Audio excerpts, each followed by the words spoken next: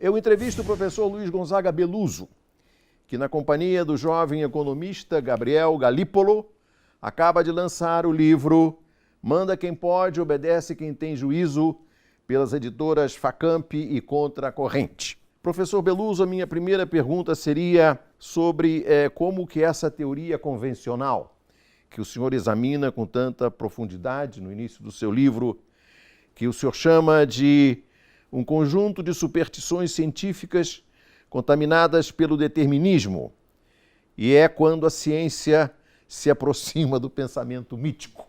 Que pensamento é esse?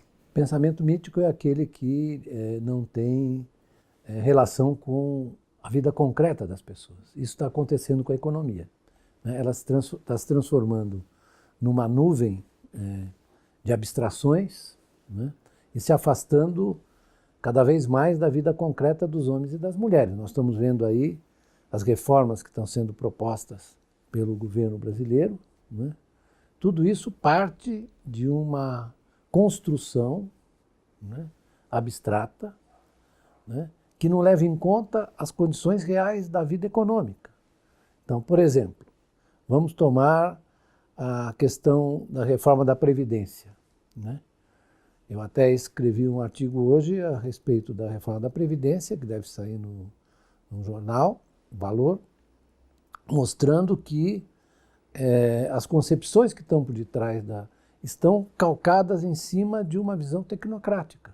Por exemplo, a ideia de que do homo economicus. O que é o homo economicus?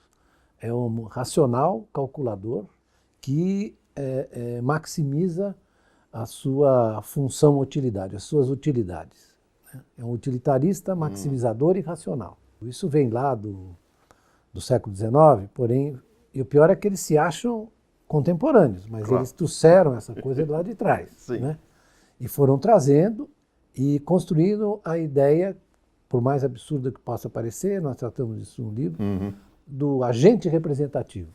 É um sujeito que ao mesmo tempo é banqueiro, industrial, consumidor, operário, agente representativo. O que é? Ele sintetiza, para simplificar, para não dar confusão nos modelos, ele sintetiza, na verdade, o homem econômico racional. Né? Então, a partir daí, eles constroem hipóteses, né, econômicas. E toda a política econômica dita neoliberal, ela está fundada nesse indivíduo, na suposição de que ele tem certos comportamentos. E de que ele existe. De que ele existe. Né? Quer dizer, é uma abstração que acaba virando uma orientação de política econômica. Né? Então, a vida das pessoas concretas e de carne e osso, isso eles passam por cima. Né? O senhor usa também uma expressão que eu achei muito interessante para tratar da maneira pela qual essa teoria se explica, se explicita, é que ela perdeu qualquer contato, como o senhor diz, com a realidade, porque ela agora só trata de realizar calistenias matemáticas. Isso. O que é isso? Porque calistenias é exercícios. Exercício físico. Exercício físico. Porque como é que eles querem justificar a sua aura de cientificidade? É que eles utilizam, né, a matemática, os modelos não lineares, etc., né? Matemática razoável, digamos, mas em cima de conceitos que não são, por exemplo, dos conceitos que eu mencionei agora do homem racional. Né?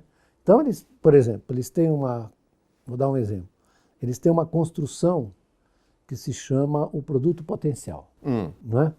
A partir do qual eles fazem a avaliação de qual é o estado da economia. O produto potencial é aquele em que a economia tem um desempenho estável, sem inflação, com pleno emprego. Né? Certo. Essa construção do produto potencial e a avaliação que eles fazem da economia, ela tem sempre tendência a girar em torno desse estado de evolução estável, digamos. Né? E tem pequenas flutuações, sempre com capacidade para voltar ao estado de estabilidade anterior. Por exemplo, você só pode ter um ciclo derivado de uma mudança tecnológica ou de uma mudança de preferência dos consumidores. Mas esses modelos, por exemplo, que são os chamados modelos estocásticos de equilíbrio geral, fundados em cima desse agente representativo. Sim. Né? Esses modelos, por exemplo, não têm dinheiro nem têm bancos. Não. Não, certo? O senhor demonstra isso perfeitamente no livro. Não tem dinheiro nem bancos. Não tem. Então, é uma economia curiosa, Muito. porque é uma economia capitalista, monetária, Sim. que não tem dinheiro nem bancos. Certo? Então, você pode fazer, quer dizer... Qualquer calistenia que qualquer quiser. calistenia que fizer. Você faz qualquer coisa, né? E aí eu vi outro dia um artigo de um economista brasileiro que publicou numa revista internacional uma discussão sobre... Não é nem o André, nem os outros que estão discutindo isso nos jornais. André Lara Rezende. Não é. É um outro economista que fez um texto que mandou para que, na verdade, você não consegue saber o que ele está querendo dizer. Mesmo isso é muito comum, é. Mesmo dominando o instrumental matemático que ele tem. E a língua portuguesa. E a língua portuguesa. Eu sempre digo que a matemática liberou o mundo da superstição com Galileu Galilei e Newton. Não é verdade? Liberou, porque foi uma luta para você introduzir o pensamento, digamos, racional, científico. Descartes, Newton, Galileu, né? Copérnico. Claro. Ela libertou. Foi uma libertação do mito. Isso. É que a matemática, do jeito que ela é usada, ela reintroduziu o mito. Isso. Certo? O mito do Homo economicus. Isso. Certo? Exato. E eles trabalham em cima do mito. Quem diz isso é um filósofo que eu cito aí, que você conhece certamente, sabe quem é, porque você é um homem ilustrado, né? O Adorno, Teodoro Adorno. Teodoro Adorno. Na dialética do iluminismo, ele diz o seguinte, olha, a ideia da razão iluminista, ela virou o seu contrário. Ele disse isso lá atrás. Mas os economistas exercitam isso o tempo inteiro. É isso que o livro procura mostrar. Claro. Certo? Que eles exercitam isso o mundo inteiro. Então, esse descolamento é o que o Weber chamava desencantamento do mundo. Agora você tem um reencantamento. Né? Você está reencantando. Então, as pessoas se movem nesse universo, você entendeu? A economia. Agora, professor, quando que o neoliberalismo se tornou, com essas pré-condições e essas características que o senhor acaba de descrever, se tornou a ideologia dominante? Qual foi o fato histórico, político, que deu a ele essa hegemonia avassaladora? É muito importante essa pergunta, porque, em geral, os historiadores da economia marcam os anos 80.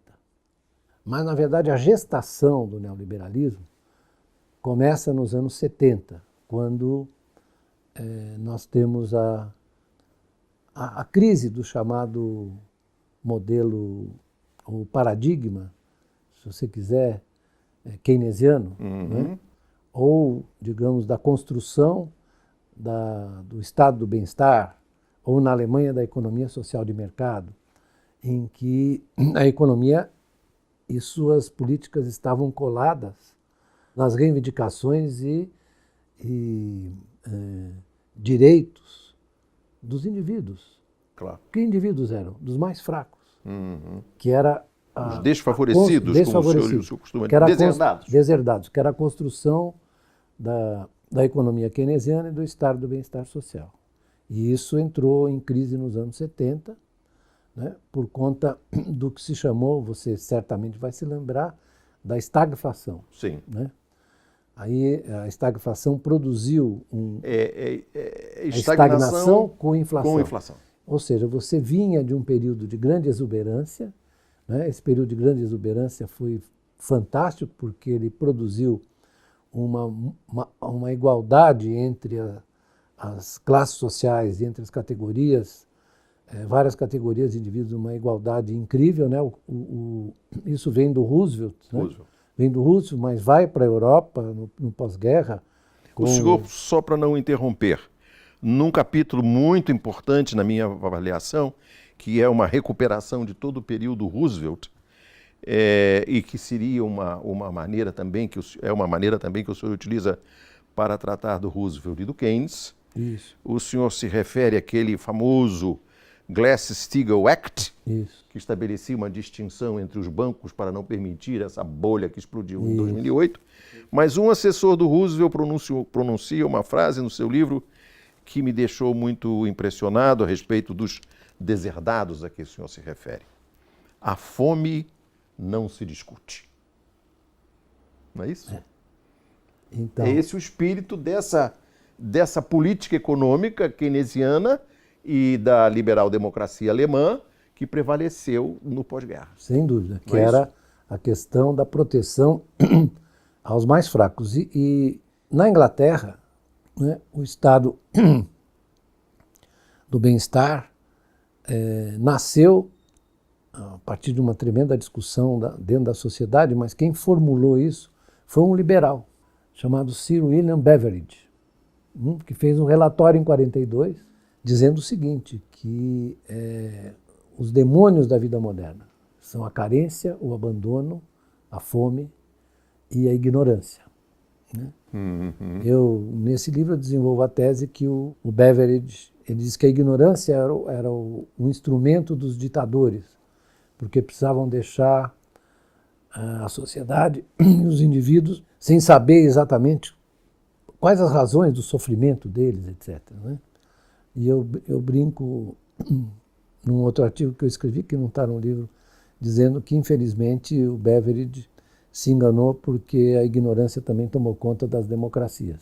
É verdade. Ou dos regimes que se supõem democráticos. Né? Agora, professor, como é que essa ideologia que começou na sua avaliação, lá nos anos 70 do século passado, desembarcou aqui no Brasil e agora parece renascer com vigor? Os executores disso, do ponto de vista político, foram, sobretudo, o presidente Ronald Reagan, que foi eleito que assumiu em 81, e a Margaret Thatcher, que assumiu antes dele, né, ainda nos anos 70. Eu te contei que eu conheci a Margaret Thatcher, né, pessoalmente. Então, a visão predominante era essa, olha, nós precisamos acabar com tudo aquilo, esse negócio não deu certo, e aí as hipóteses... Tudo aquilo seria esse estado de bem-estar seria esse social. estado de bem-estar, em que o Estado interferia na economia, em que você protegia os mais pobres. Então era preciso desregulamentar. Nessa desregulamentação, por exemplo, foi embora o Glass-Steagall progressivamente. Isso. Você começou a constituir, na verdade, supermercados financeiros. Isso foi uma evolução ao longo dos anos 80, dos anos 90. E, se não me engano, culminou com Bill Clinton, que Perfeitamente. rasgou o Glass-Steagall e foi aquela confusão de os bancos comerciais poderem entrar. O Federal Reserve teve que entrar e pegar a gororoba toda podre que eles criaram e botar para dentro do seu balanço. Hoje em dia, o balanço do Federal Reserve, última avaliação, e mais do Banco Central Europeu, tem 14 trilhões de dólares de ativos públicos e privados. Né? Porque Isso é quase um PIB americano. Sim, é quase o PIB americano. É isso mesmo. O PIB americano é 16 trilhões, você tem 14 trilhões no balanço. E você sabe que o Banco do Japão tem no seu balanço ativos privados, como ações de empresas japonesas. Quase que, na prática, o Banco do Japão é dono de algumas empresas japonesas. Claro. Né? E essa coisa do Japão vem de 10, 12 anos. Né? Eles não Mas conseguem... o que tem disso hoje aqui, na nossa vida corrente, no ano de 2017, Então, mas mês de abril? Mas nós começamos a pegar esse bonde com a forma como foi administrado o Plano Real. Porque frequentemente é uma confusão entre... você está fazendo uma crítica do Plano Real? Não, eu estou fazendo uma crítica da forma como ele foi administrado. Não é? Qual era a ideia ali depois? Você se lembra muito bem disso, quando você estava Na Globo? na Globo. Você até fez uma entrevista comigo em 85, lembra disso? Logo que nós fomos ao governo? Sim. Você me Sim. lembra? No Ministério da Fazenda? se não me Ministério da engano. Fazenda, Isso. é. Então, O professor Beluso trabalhou no governo do Sarney. ministro da Fazenda, do Dilson Funaro. Isso. Era o chefe do Departamento de Economia do Ministério, não é isso? Isso. Eu era secretário de Política Econômica, Isso. mas enfim. O que eu quero dizer é que, depois da crise da dívida externa, surgiu um consenso de que era preciso, na verdade, afastar isso tem a ver com o momento também internacional, afastar o Estado da economia, abrir a economia para oxigenar o mercado brasileiro, os empresários, fazê-los com que eles se tornassem competitivos, né? O que ficou um pouco difícil porque a gestão do Plano Real, ela valorizou o câmbio. Sim. Né? Então isso foi fragilizando a indústria brasileira nesse período. E diga-se que isso continuou... O real valia $1? Isso, $1. Um pouco mais. Chegou a valer 0,83 reais. Uma espécie de um suicídio. Isso. Mas, na verdade, a forma de gestão, de administração do câmbio foi sustentando essa valorização. Tinha uma desvalorização do tipo progressiva, assim, e pequena, né? Uma espécie de tablita, né? Como os argentinos fizeram no tempo do Martínez de Ross, aqui não tão exageradamente. O câmbio se valorizou muito e prejudicou muito a indústria brasileira. Né? Claro. Aí começa essa operação. Começa essa operação. E o que é que tem hoje de mais concreto dessa política? Hoje eu diria que se está tentando fazê-la avançar. Né? Se você olha o que está proposto aí para a reforma da Previdência, a terceirização, tudo isso faz parte do quê? A flexibilização do mercado de trabalho, a mudança nas regras de previdência para você controlar o déficit. Né?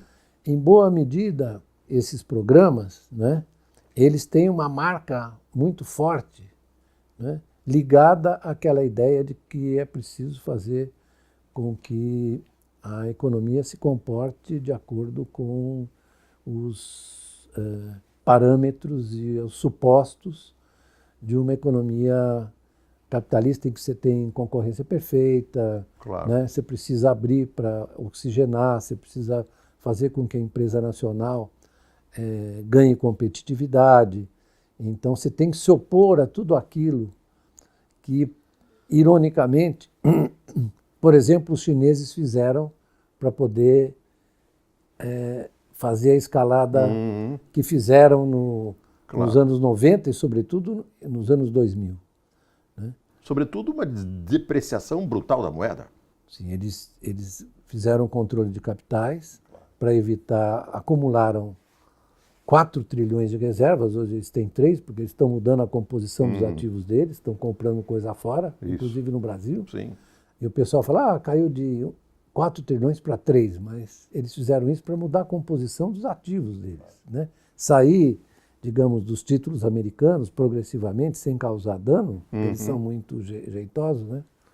Mas, enfim, o que proporcionou isso à China foi o fato de que eles se aproveitaram da força da globalização, do movimento da globalização financeira e produtiva, para iniciar um processo de industrialização vigorosíssimo. Sim.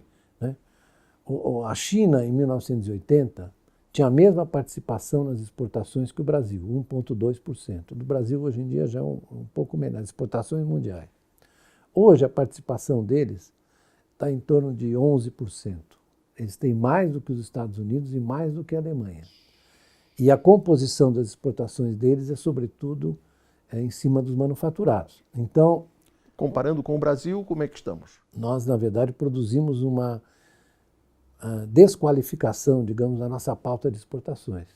Nós tivemos ainda, nos anos 70, nós tínhamos uma participação elevada dos manufaturados. A política econômica dos militares, Sim. do Delfim, que o Delfim fez Sim. em matéria de incentivo à exportação de manufaturados foi muito importante. Era o BFIEX, Sim. etc. Né? E outros programas de incentivo às exportações. E nós fomos mudando a pauta, isso foi muito importante. Né? Nos anos 60, segunda metade dos 60 e dos 70. Hoje em dia nós revertemos isso. Nós temos uma pauta em que o peso dos manufaturados caiu substancialmente. Assim como o peso da indústria no produto caiu substancialmente. Sim, caiu de 30%, para dar um número próximo, para 9%. Caiu o peso da indústria. E nós não contávamos com essa escalada chinesa, porque uma coisa tem a ver com a outra. E também isso se deve a essa política de sobrevalorização Sim, da moeda que o tempo- começa lá no Fernando Henrique. Começa no Fernando Henrique. O tempo inteiro é assim, né? E que permanece até hoje. Sim, porque, na verdade, no período em que nós tivemos um crescimento apreciável da economia, também nós permitimos a valorização do câmbio. Foi. Né? No Do período governo Lula do governo e- Lula, e Dilma. a Dilma tentou corrigir isso, não foi bem sucedida, mas, aparentemente, essa questão da indústria, hoje em dia é considerada uma coisa que não é importante. Tem economistas que dizem assim, não, mas qual é a diferença entre a indústria e os serviços? Né? Hoje, exatamente, o governo decidiu que a taxa do BNDES para as indústrias, para os tomadores de empréstimos do BNDES, vai ficar muito perto da taxa Selic, ou Sim. seja, não há mais benefício nenhum para você pegar dinheiro de longo prazo no BNDES. Então, essa é uma discussão que está sendo levada a cabo agora nos órgãos de representação dos empresários, e eu acho que está começando a cair a ficha que nós não vamos ter financiamento de longo prazo. Né? E isso dificulta muito, por exemplo, o projeto do governo de voltar a mobilizar as concessões de infraestrutura. Né? E hoje em dia, no mundo inteiro, dada a semi-estagnação, o crescimento muito lento das economias, né, no mundo inteiro você está desenvolvendo projetos e formas de financiamento para estimular o investimento em infraestrutura. Você tem desde do Trump, Sim. que está... Claro. Eu não sei se ele vai realizar, porque ele faz de uma maneira tão É. desordenada, até o Fundo Monetário. Se você pega os relatórios Sim. do Fundo Monetário ou do Bank of International, se é do Banco de Compensações Internacionais, todos eles se concentram na fragilidade do investimento. Professor, para voltar aqui à nossa discussão corrente, na página 150 o senhor publica uma tabela de elaboração própria do seu livro, com dados do Banco Central, sobre os juros nominais pagos e o orçamento e o déficit da Previdência. E nós vamos a uma situação em 2015, que é mais ou menos a seguinte. O que o governo paga de juros é 500 bi. Se você somar o orçamento da pasta das cidades, ou seja, Minha Casa Minha Vida, desenvolvimento social, Bolsa Família, defesa, educação e saúde, isso dá 507 bi, ou seja, o que nós pagamos de juros. O que nós gastamos em saúde e educação é menos do que a metade do que a gente paga de juros. Então, É o que mostra esse gráfico. Eu vi esse negócio aqui, eu fiquei com raiva. no debate atual, os economistas dizem, mas os juros quem forma é o mercado. Agora, os outros gastos orçamentários são decididos, digamos, politicamente. Então, tem uma macacada aí que quer pegar mais do que pode. Mas o grosso da despesa do governo é com a taxa de juros. Sem juros. É juro. Então, mas isso Houve, eles... como o senhor próprio diz, uma financeirização da economia. Sem dúvida. E a financiarização atinge todos as camadas da economia. Por exemplo, as empresas começam a ficar prisioneiras disso. Como disse um amigo meu a respeito da queda da taxa de juros, ele usou um gesto muito engraçado. Falou, olha o que vocês estão fazendo, vocês estão baixando a taxa de juros e subindo a TJLP. Quer dizer que eu estou perdendo para os dois lados. Perdendo porque eu sou rentista, Rentista e perdendo porque eu ia pegar dinheiro do BNDES. É isso. Falou, e eu achei engraçado, me contaram isso hoje, eu achei muito expressivo. É muito expressivo. Né? Outro ponto que o senhor menciona com muita ênfase é a questão de que se estabeleceu como uma regra constitucional cortar os gastos pela PEC da morte e se fixou como uma ideia pétrea o princípio de que a queda da receita se corrige com mais cortes. Eu tenho aqui na página 161 uma observação que o senhor faz sobre o que o jornal The Guardian fez com o ministro das Finanças, George Osborne, que tentou fixar em lei o superávit do Tesouro Britânico. E o Guardian chamou isso de finança Macawber. Macawber é um personagem cômico do Charles Dickens no romance David Copperfield, que fracassava irremediavelmente em seus negócios. E quando a vida lhe aprontou uma sucessão de derrotas, Macawber proclamou em seu incurável otimismo: "Bem-vinda pobreza! Bem-vinda miséria! Bem-vinda fome! Bem-vindos farrapos, tumultos e mendicância! A confiança mútua vai nos sustentar até o fim." Nós estamos sendo governados pelo Macawber. É isso? Macawber está mandando... Quer dizer que o ministro Meirelles e o presidente do Banco Central são os nossos Macawber. Eu recomendaria aos meus amigos e colegas economistas que fossem à literatura. Isso. Porque a literatura... Como recomenda o Keynes, como recomenda o Thomas Piketty. Por exemplo, o Piketty usou... O Balzac. O Balzac, isso. Sim. Você usa o Dickens. É.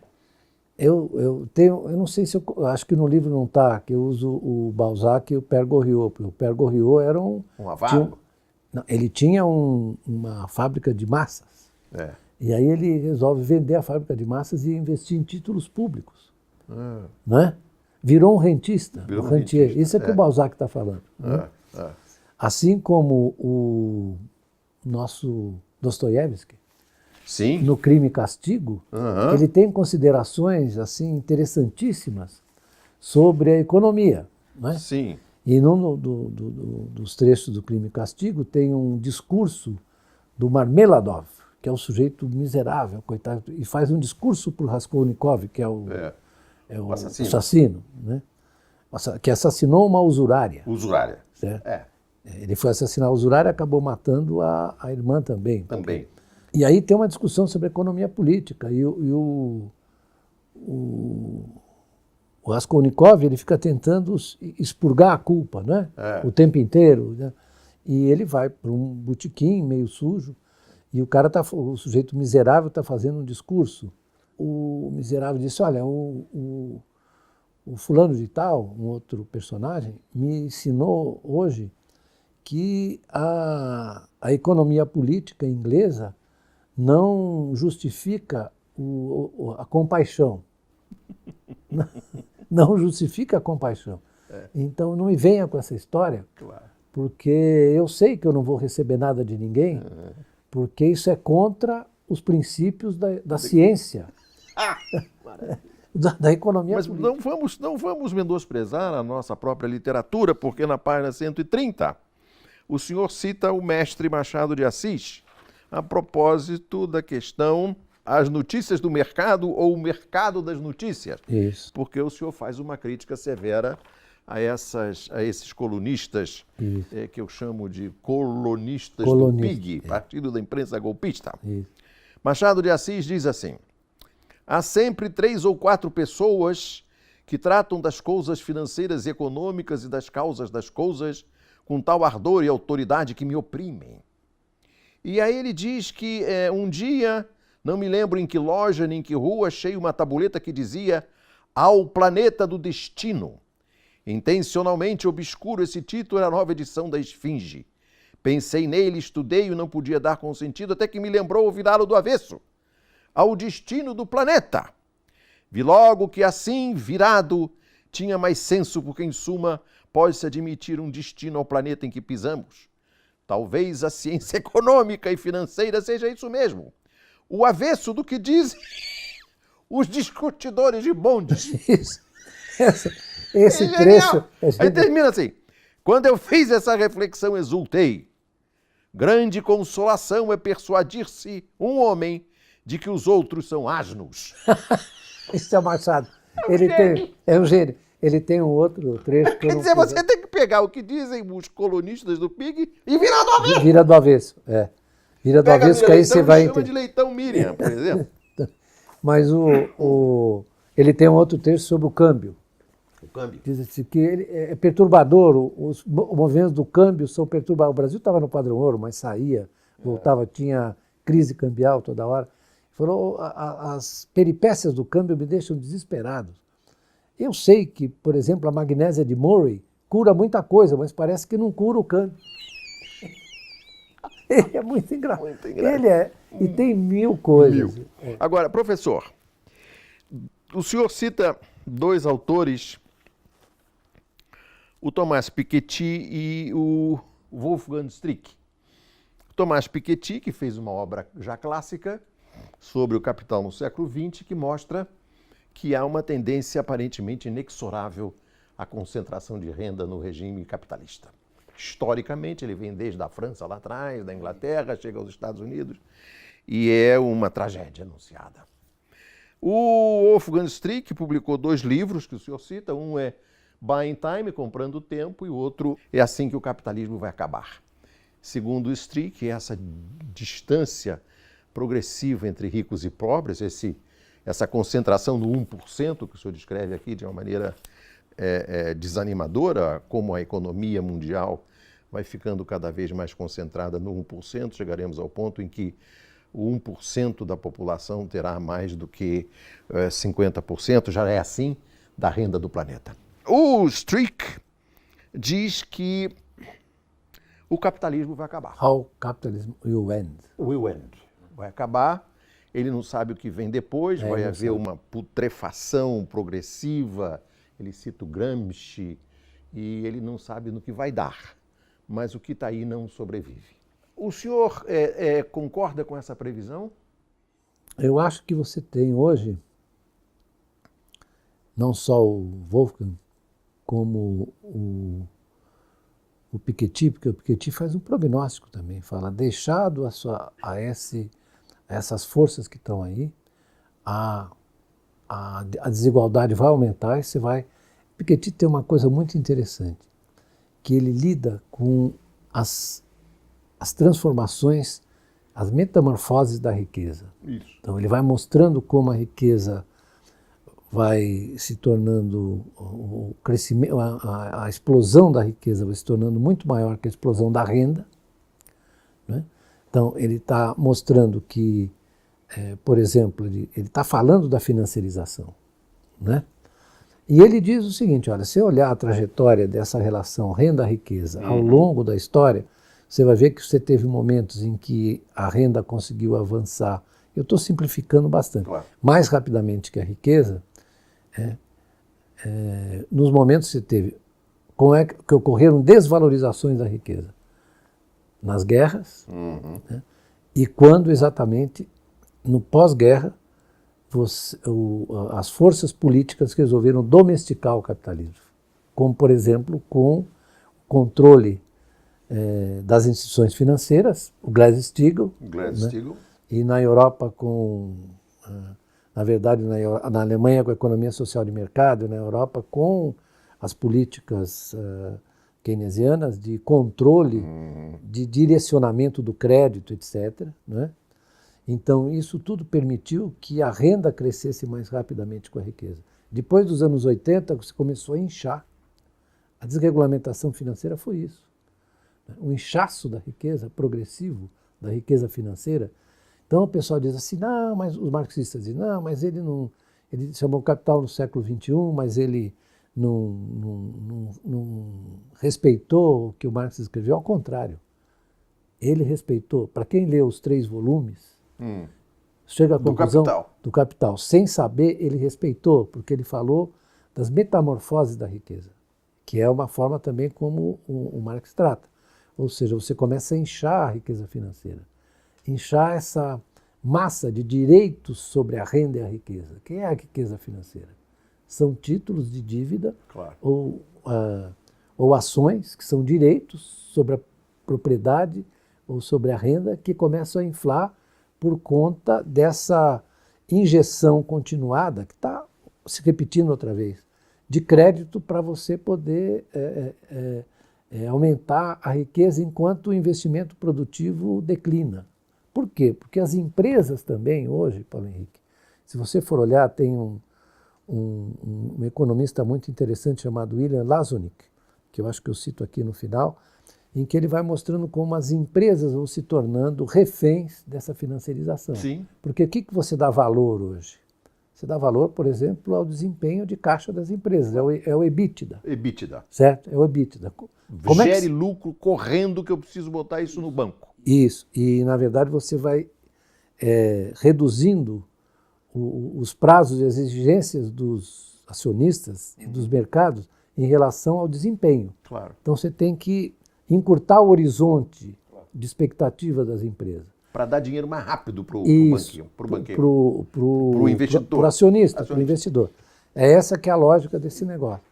Então, nesse livro aí, a gente trata disso. Perfeito. Porque, não é? Boa medida, a gente vai mostrando como Você isso faz uma anatomia do EBITDA. Anatomia da financiarização, isso. Que não é só um fenômeno, digamos, econômico, é um fenômeno político. Claro. Certo? É um fenômeno político que vai invadindo.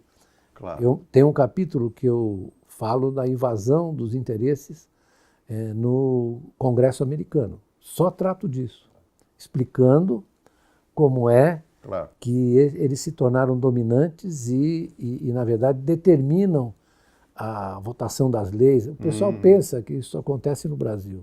Não. Lá acontece com muito mais intensidade e de uma maneira muito mais aceita como natural, né? Porque eles aceitam como natural, mas isso tem implicações para a eleição. Claro.